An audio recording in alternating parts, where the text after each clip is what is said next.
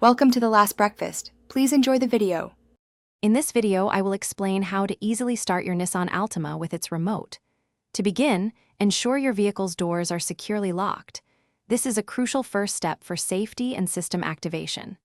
Next, locate the remote start button on your key fob, which is typically a circular arrow icon.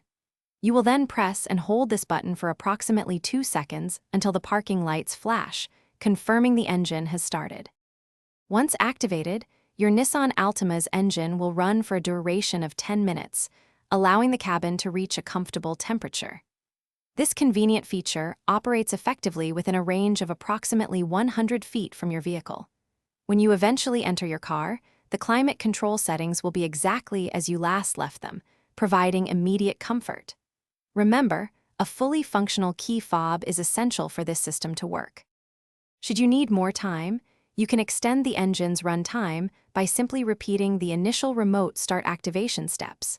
This will add another 10 minutes to the current cycle, allowing your Altima to run for a maximum of 20 minutes in total. If you wish to turn off the engine before the 10-minute cycle ends, just press and hold the remote start button again. The engine will shut down, and the parking lights will flash to confirm. For your safety, never use the remote start feature in an enclosed space, such as a garage, due to the risk of exhaust fumes. Always ensure your Altima's hood is completely closed, as the system will not operate if it detects an open hood. It is also crucial to never leave children or pets unattended in a remotely started vehicle. Finally, confirm your vehicle is in park before attempting to use this convenient feature.